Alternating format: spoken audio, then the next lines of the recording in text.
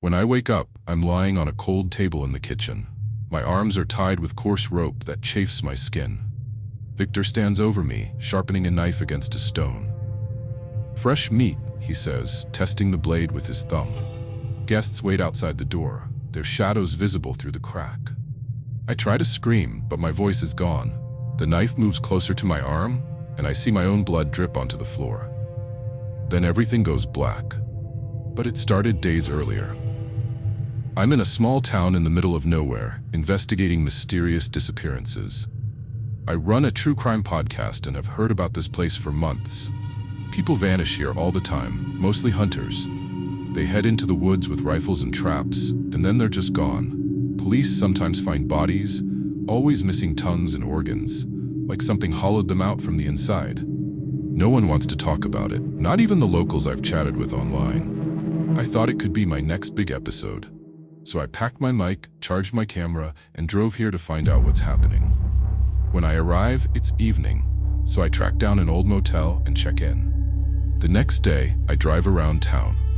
The streets are eerie, not a soul in sight. I stop at a gas station and buy a newspaper. The headline reads, "Another hunter missing near Bear Hollow." I ask the clerk, "What's wrong with this town? Why is it so dead?" He doesn't answer, just hands me my change with an empty stare. A fly buzzes over the counter. In the background, I hear an old man mutter, "You look like a stranger. Be careful, something's not right around here."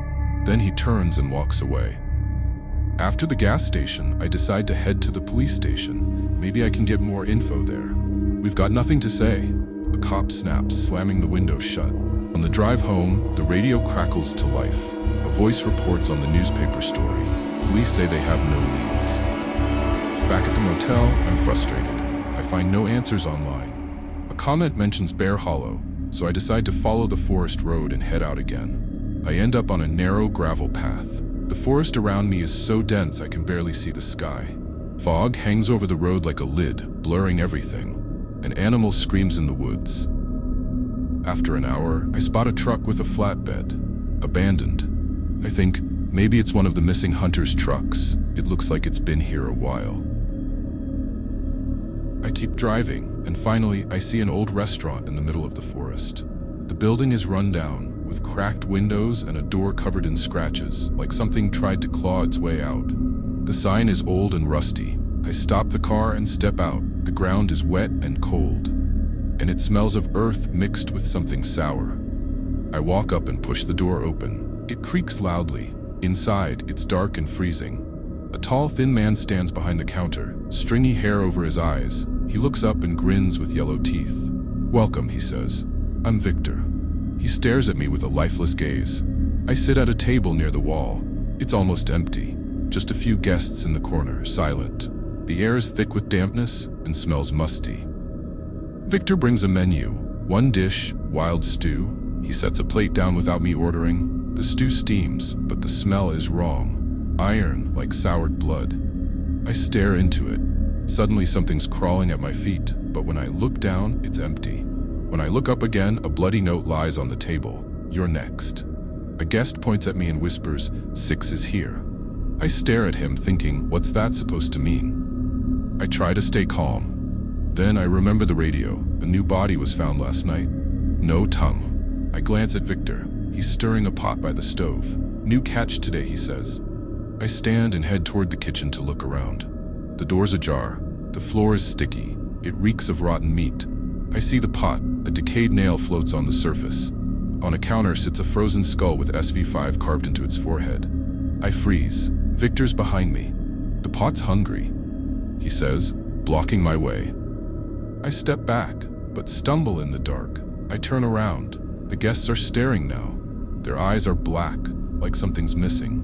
I run toward a back door I spot in the corner. It's open. Light seeps in. I stumble out, but end up in a cage in the woods. Steel bars surround me. I find a camera in the cage. It must have belonged to an earlier victim, one of the missing hunters. Victor steps out, the guests behind him. "You're perfect," he says. I pound on the bars, but they don't budge. The guests move closer, pulling out phones to film me. One whispers, "Save the legs." Victor approaches with a knife. He swings at me, but I grab his arm. We wrestle on the ground, but he overpowers me. He's way stronger than he looks. I kick and scream, but he presses a rag to my face. It smells sharp, chemical. Everything blurs. When I wake up, I'm on a cold table. Rope around my arms. Bags hang on the wall, SV1 to SV5, filled with organs. Victor looms over me. I see his peeling skin as he raises the knife.